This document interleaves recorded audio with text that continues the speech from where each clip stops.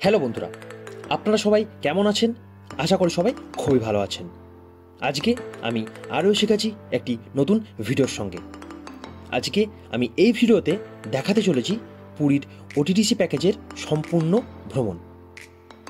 এখানে মাত্র 535 টাকায় টোটাল 8টি প্লেসেস খুব সুন্দরভাবে এবং সময় নিয়ে আপনাদেরকে ঘুরিয়ে দেখানো হবে, যার মধ্যে কোনারক সূর্য মন্দির, উদয়গিরি, ধবলগিরি, নন্দনকানন এবং আরও অন্যান্য জায়গাগুলি রয়েছে। তো চলুন আর বেশি দেরি না করে এগিয়ে যাওয়া যাক এবং ভিডিওটা শুরু করা যাক। 1984 সাল ইউনেস্কোর দ্বারা ওয়ার্ল্ড হেরিটেজ সাইট হিসেবে এই কোনারক সূর্য মন্দিরকে ঘোষিত করে দেওয়া হয়। 118 বছর ধরে সূর্য মন্দিরের ভেতরে কোনো রকম কোনো পুজো পাঠ হয় না।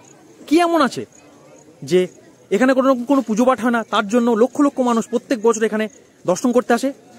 সেই জিনিসটাই জেনে নেব এই ভিডিওর মাধ্যমে। তো চলুন ভিডিওটা শুরু করা যাক।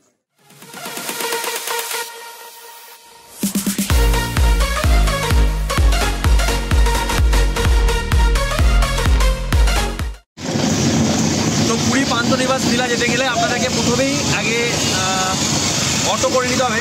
আমি সর্বদার থেকে অটো নিয়ে নিলাম এবং আমার ভাড়া বললো 50 টাকা। আমাকে এখান থেকে গিয়ে পান্থনিবাস ভিলায় আপনাদেরকে নামিয়ে দেবে। চলুন পান্থনিবাস ভিলা গিয়ে দেখা হচ্ছে। তো এই হয়ে যাচ্ছে ওটিডিসির পান্থনিবাস ভিলা যাওয়ার রাস্তা। তো এইখানে নামিয়ে দেবে এবং এই দিক দিয়ে আপনাদেরকে যেতে হবে। তো চলুন ভিতর দিয়ে যাওয়া যাক। দেখুন এই হয়ে যাচ্ছে পান্থনিবাস পুরীর যে জায়গা, সেটা এর ভেতর দিয়ে এটা হচ্ছে মেন অফিস। এই জায়গাটা পুরো এরিয়াটা মেন অফিস। তো আমি এখন এসে গেছি ওটিডিসির যে পান্থনিবাস ভিলা, সেখানে স্বর্গদ্বার থেকে এখানে আসতে টাইম লাগলো মিনিমাম 10 মিনিট এবং এখানে আসতে ভাড়া নিল 50 টাকা। এবং পিছনে দেখতে পাচ্ছেন এই হয়ে যাচ্ছে আমাদের বাস দাঁড়িয়ে রয়েছে। আমাদের বাস এখান থেকে ছাড়বে ঠিক 6:30টায়। আপনি যদি এরপরে এই জার্নি সম্পর্কে বলেন, এই জার্নিতে আমরা 10 থেকে 12টা টোটাল সাইট সিন কভার করব ওটিডিসি প্যাকেজের মাধ্যমে, অর্থাৎ ওড়িশা ট্যুরিজম ডিপার্টমেন্ট কর্পোরেশনের মাধ্যমে। এরপরে এই জার্নিটি সকাল 6:30টায় শুরু হয়ে সন্ধ্যে 6:30টায় শেষ হবে। মানে আপনাদের 12 ঘন্টায় টোটাল 12টা সাইট সিন করিয়ে দেখিয়ে দেবে। এবং এই জার্নির জন্য আপনাদের যে ফেয়ার সেটা হয়ে যাবে 535 টাকা, যেটা আপনারা ওটিডিসি প্যাকেজের যে পয়েন্ট, মানে ওড়িশার যে ট্যুরিজমের পয়েন্ট আমি ভিডিওতে দিয়ে দেবো, সেখান থেকে গিয়ে আপনারা টিকিট কাউন্টারে গিয়েও কাটতে পারেন এবং অনলাইনের মাধ্যমে আমি নিচে লিঙ্ক দিয়ে দেবো ডিসক্রিপশন বক্সে, সেখান থেকে গিয়েও আপনারা অনলাইনের মাধ্যমে ওটিডিসির যে প্যাকেজ ট্যুর সেটা কোন দিনে যাবেন এবং কজন যাবেন সেই ওয়াইজ আপনারা টিকিট বুক করতে পারেন। তো চলুন, ঠিক 6:30 বাজতে আর 20 মিনিট মতো দেরি আছে, বাস ছাড়ুক, তারপরে আমি আপনাদের সঙ্গে কথা বলছি। তো এই হয়ে যাচ্ছে আমাদের বাস, ওড়িশা ট্যুরিজমের গভর্নমেন্ট অফ ওড়িশার OR13E4080। এই হয়ে যাচ্ছে আমাদের এসি বাস। তো এটা 2x2 বাস। তো চলুন আপাতত বাসের ভিতরে ওঠা যাক এবং বাসের ভিতরে ইন্টেরিয়ার দেখানো যাক। তো এই হয়ে যাচ্ছে বাসের ভিতর। দেখুন প্রথমেই এখানে খুব সুন্দর একটা ড্যাশবোর্ড রয়েছে এবং এটা হচ্ছে ক্যাপ্টেনের কেবিন। এবং আমরা যদি বাসের ভিতরে ইন্টেরিয়ারের কথা বলি, তো প্রত্যেকটা সিটে একটা করে কভার দেওয়া রয়েছে। দেখুন 2x2 সিট, এদিকেও দুটো এদিকেও দুটো 2x2 সিট এবং প্রত্যেকটা সিটে একটা করে দেখুন এরকম সাদা রঙের কভার দেওয়া রয়েছে। এরপর আপনারা যদি ভেতর দিয়ে আসেন, দেখবেন এই প্রত্যেকটা সিটে একটা করে এরকম হাতল দেওয়া রয়েছে এবং এই সুইচটাকে টিপে আপনি আপনাদের এই যে সিটটা এটা আরও পিছনে নিয়ে যেতে পারবেন এবং কমফোর্টেবলি বসতে পারবেন। তো দুদিকে দেখতে পাচ্ছেন 2x2 সিট এবং আপনি যদি দেখেন এইদিকে এরকম পর্দা দেওয়া রয়েছে, এদিকে একটা পর্দা, এদিকে একটা পর্দা। আপনাদের যদি কোনো প্রবলেম হয় তাহলে এই পর্দাটা সরিয়ে আপনারা খুব সুন্দরভাবে শুতে পারবেন। এবং দেখুন এইখানে দুজনকার জন্য দুটো এসি দেওয়া রয়েছে, এখানে একটা এসি, এখানে একটা এসি এবং এখানে দুজনের দুটো লাইট দেওয়া রয়েছে। আর উপরে এখানে ব্যাগ রাখার জন্য দেখুন অনেকটা স্পেস দেওয়া রয়েছে। এখানে জায়গাতে আপনারা ব্যাগ রাখতে পারবেন। যাদের বড় লাগেজ থাকবে, নিচের যে লাগেজের রুম রয়েছে বাসের, সেই বাসের লাগেজ রুমে গিয়েও আপনারা আমাদের প্রয়োজনীয় জিনিসপত্র এবং বড় ব্যাগগুলো নিচে গিয়ে রাখতে পারেন। তো এ হয়ে যাচ্ছে এই বাসের ইন্টেরিয়ার। তো এবার চলুন আপাতত বাস ছাড়ুক, তারপরে আমি আপনাদের সঙ্গে কথা বলছি।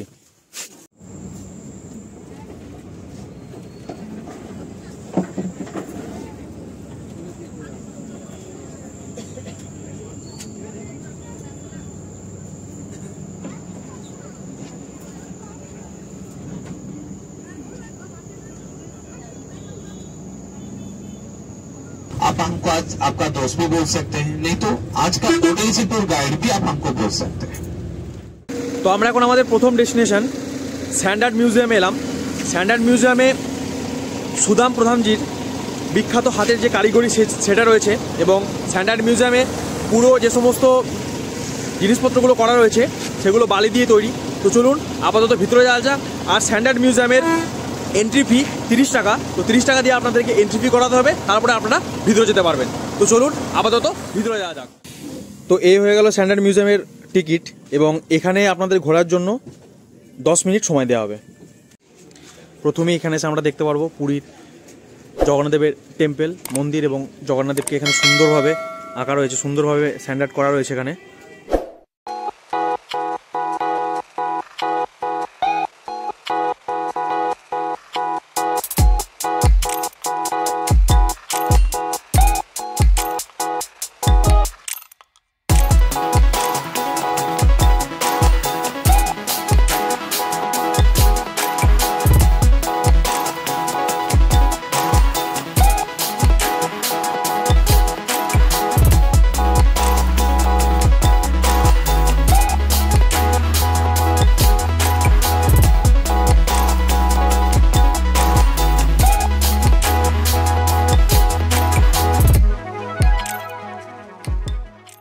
তো এই হয়ে গেল স্ট্যান্ডার্ড মিউজিয়ামের সমস্ত স্যান্ড আর্ট, এবং এখানেই আমাদের ফার্স্ট ডেস্টিনেশন কভার হয়ে গেল।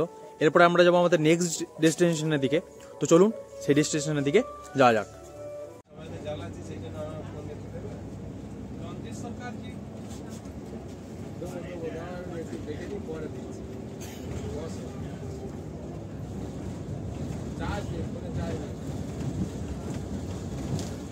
তো আমরা এখন ব্রেকফাস্টের জন্য দাঁড়িয়েছি।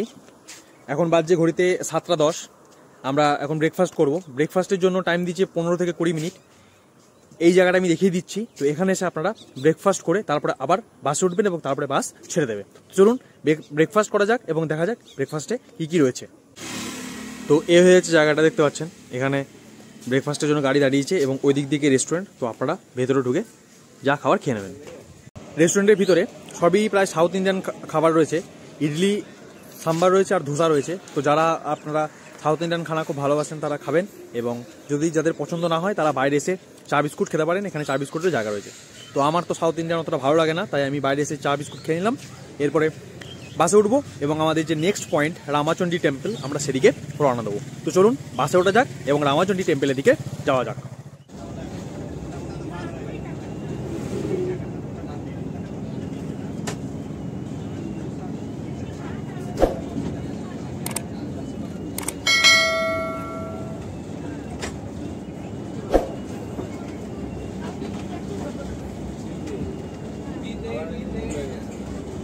তো আমরা এখন এসেছি আমাদের next view point Ramachandi টেম্পলে। Ramachandi টেম্পলের নামকরণ এখান থেকে হয়েছে যে রামচন্দ্র যখন শ্রীলঙ্কার উদ্দেশ্যে পাড়ি দিয়েছিলেন, তখন সীতামাতাকে উদ্ধার করার জন্য, তখন এখানেই প্রথমে চণ্ডী মাতার পুজো করেছিলেন। তার জন্য এই মন্দিরের নাম রামাচণ্ডী রাখা হয়েছে। পরে তিনি তার কোনো প্রবলেমসের জন্য তিনি আবার রামেশ্বরম থেকে গিয়েছিলেন। তো রামাচণ্ডী টেম্পলের ভিতরে ঢুকবো। এখানে আপনাদের টাইমিং দেবে মাত্র 15 মিনিট, এবং ভিতরের কোনো এন্ট্রি ফি নেই, এবং ভিতরে একটা ভিউ পয়েন্ট আছে। আমি পুরোটাই আপনাকে দেখাবো, এবং ভিউ পয়েন্টে গিয়ে আমি আপনাদেরকে বাকিটা বলবো। তো চলুন আপাতত রামাচণ্ডী টেম্পলের ভিতরে যাওয়া যাক। তো এই হচ্ছে মন্দিরের প্রবেশ পথ।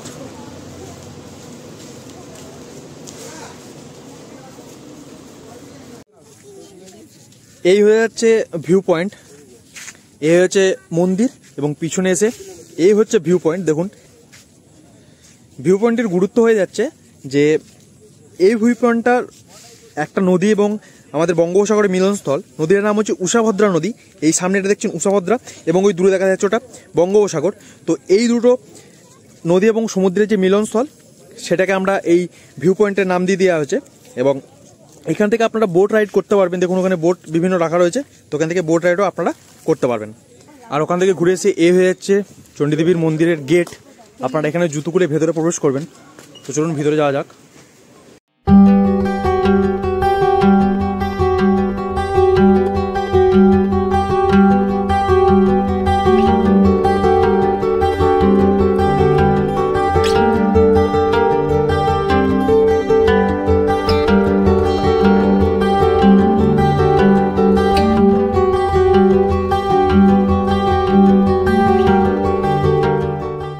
আমাদের রামাচণ্ডী টেম্পল ঘোরা হয়ে গেল। এখানে চণ্ডীদেবীর মন্দির রয়েছে, আর বললাম ভিউ পয়েন্ট রয়েছে, আমি পুরোটাই দেখালাম আপনাদেরকে। তো চলুন এরপরে বাসে ওঠা যাক এবং আমাদের নেক্সট পয়েন্ট চন্দ্রভাগা বিচ, সেই দিকে যাওয়া যাক।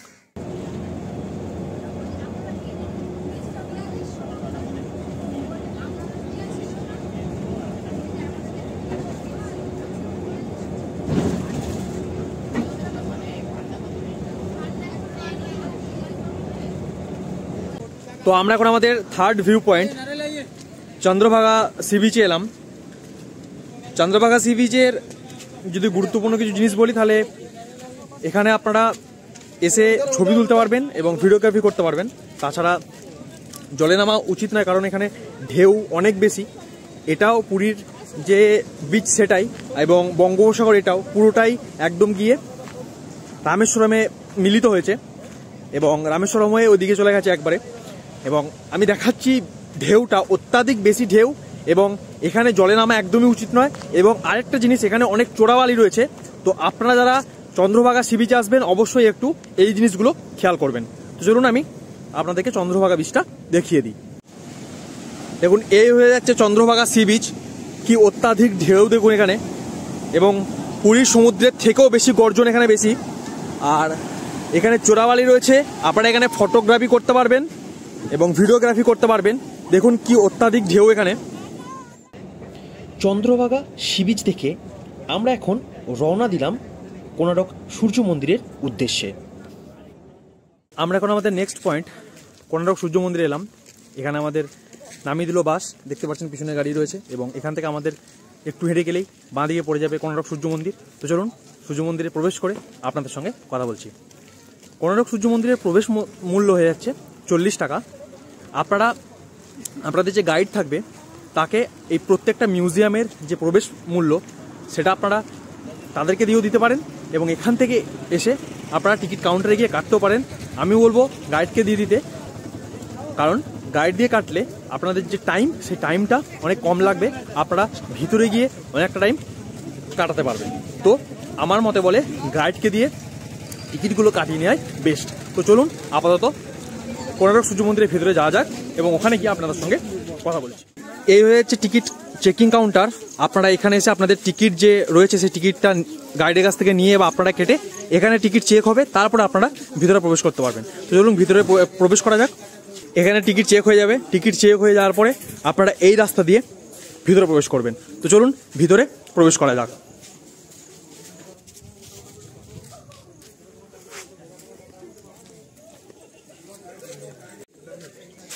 এই হয়ে যাচ্ছে সান টেম্পলের ম্যাপ।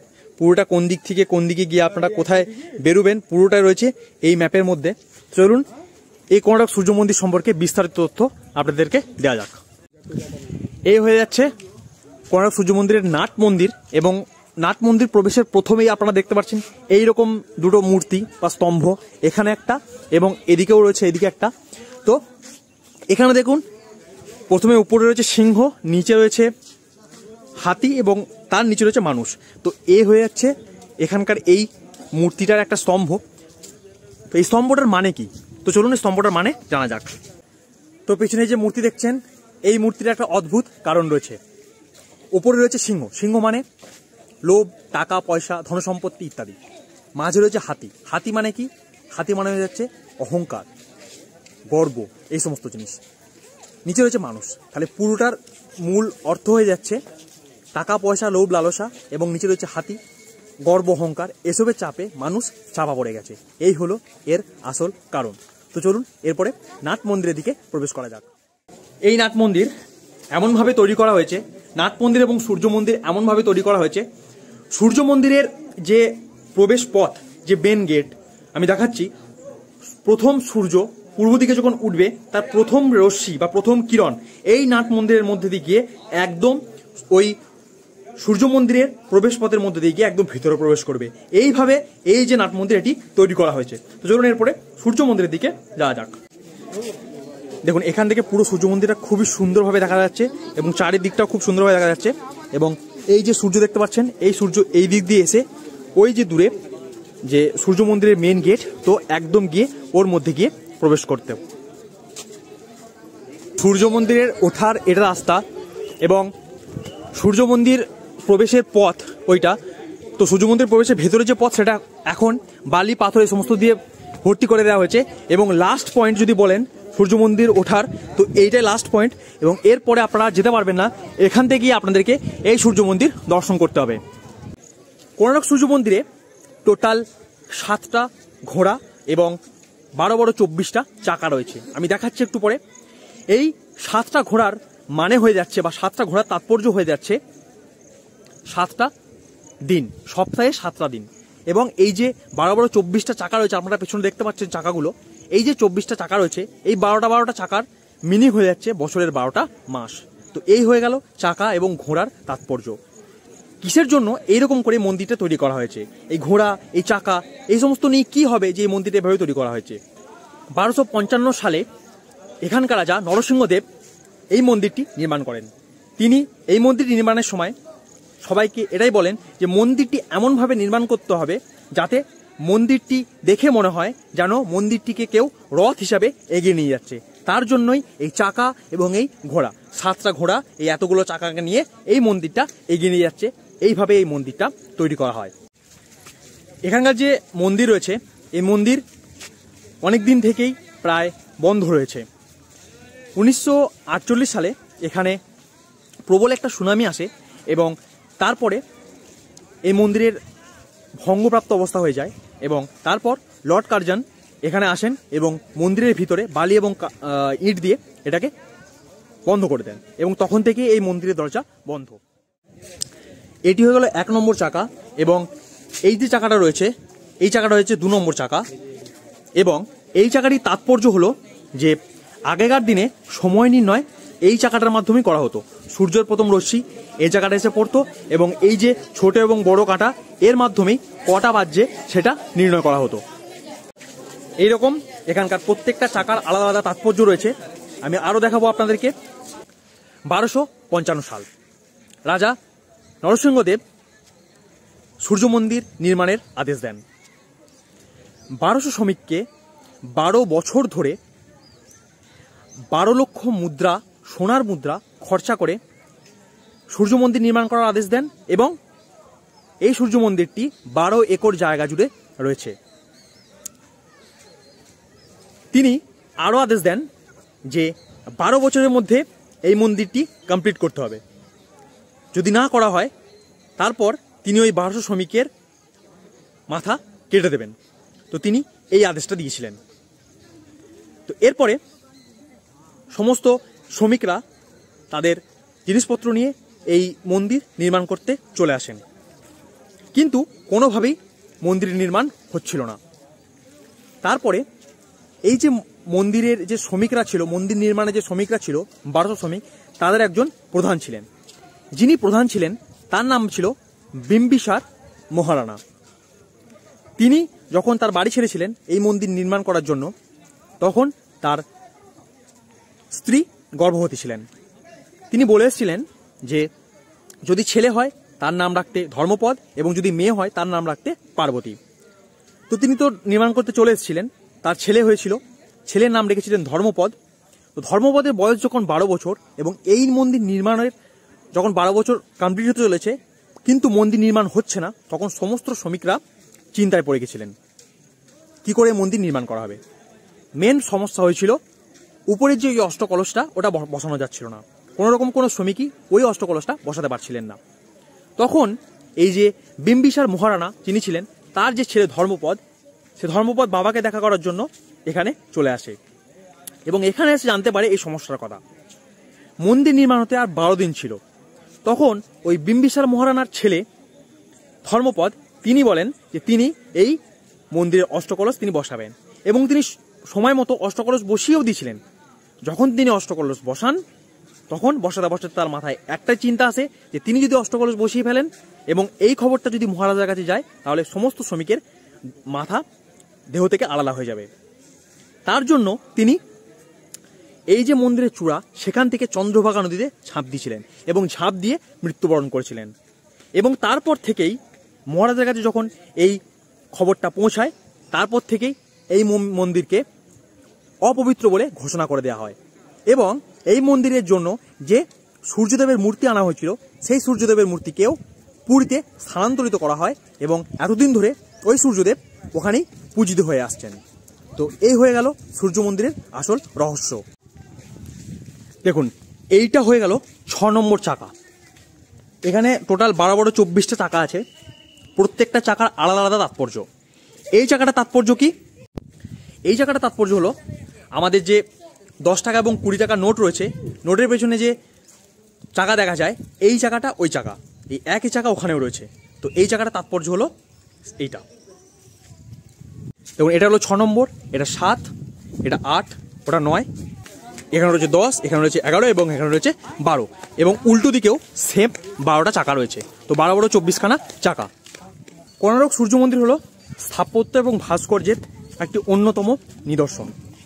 এখানে যে স্থাপত্য এবং ভাস্কর্য করা রয়েছে তা আপনাদের যদি বুঝতে হয় তার জন্য 12 বছর লেগে যাবে।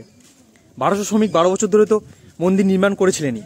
আপনাদের যদি এই সমস্ত স্থাপত্য কারুকার্য নিজেদের মতন করে বুঝতে হয় তাহলে 12 বছর লেগে যাবে।